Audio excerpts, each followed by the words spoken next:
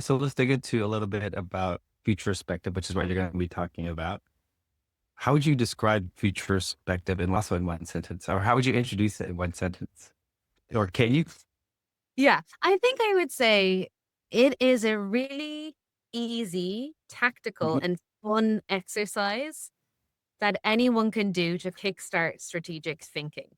And the reason I've chosen it for SDX is because I feel like support leaders often don't think of mhm, themselves as strategic thinkers. They don't give themselves enough credit there when I think they're mhm. fantastic, or they don't have the luxury of time to sit and think strategically about something. So this is kind of a nice hack to kickstart that one. Okay.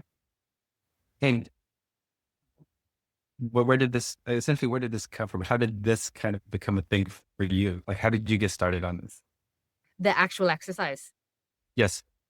Oh, when I became a program manager at Intercom, it was one of the first things that came in the PGM toolkit. It was like, this is a future perspective. This is how we run it at Fib Okay. Intercom. Okay.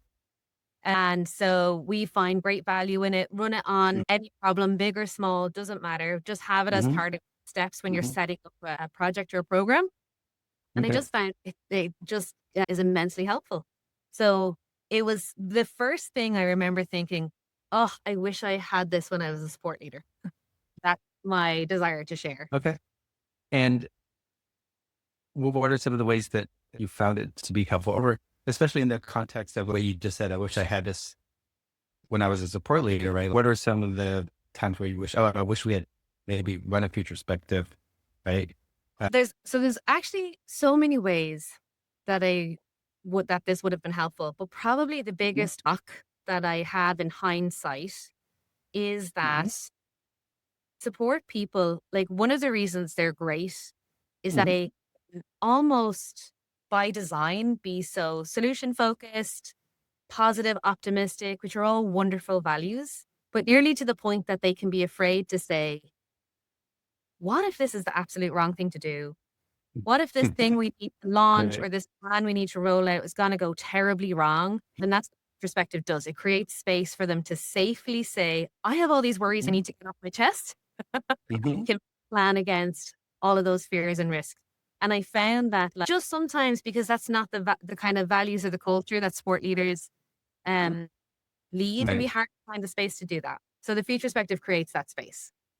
Gotcha. Gotcha. And when would you recommend like, people apply this, right? Like, is it when you're rolling out a new project, when you're, or yeah, what are some examples of, oh, this is happening? This would be a great time to run a future perspective.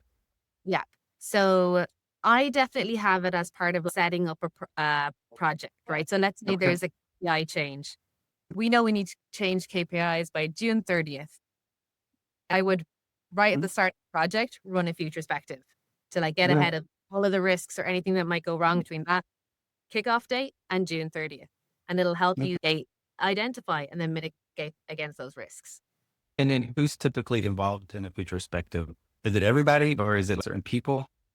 Probably your core team. So wherever your like Okay. core drivers are, best keep it small. I have Mhm. actually once been requested to do one here with the sales team, which was like 45 people. At the same time? It was real time. And it worked well. They found it really useful, but the part I didn't love was that not everyone got to speak. And that's what's really important. Mhm. It's just where everyone should be contributing. Okay. That's not possible with 45 leaders, 8 to 10 people, an hour. If you can, just carve out that space for yourself and you're Right. going to the real treasure. I'm assuming you can correct me if I'm wrong, but you're going to get into like how a future perspective works on during your talk, right? Really going to Um, walk through exactly what it looks like each step so that a sport leader can leave that session and go, I'm going to run one of these tomorrow with my team if they wanted to. They'll have an in-depth right. understanding of what each step looks like and what they should do. And what are the outcomes of doing this? So the most tangible one is that you have taken a beat to figure out all the places that something could go wrong. So just Mhm. risks. And Right. then what you do is you go, okay, here are the risks we're all worried about. Let's put someone on the hook for owning each of those risks. Even if Mhm. Mhm. future spec with, Yeah. we don't know the next step there for like, how Yeah. we solve for that, but the next step is that we need a plan. Even if that's where you Right. leave with, I'd Right. leave with that. You're on the hook for a plan for risk A. Okay. So come back to Right. us next week with your plan for risk Right.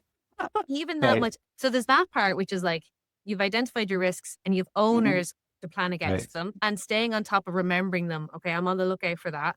And then there's the Yes. other part I mentioned, which is like you've given the team the space to like, get the concerns off their chest so that now they're Yeah. like, they're energized and bought in to the Yeah. project Yeah. and because they've helped figure out the vision and the path for it. Yeah.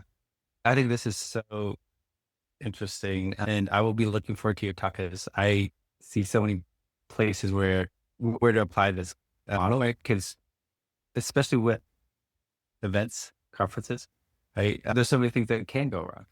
Yeah.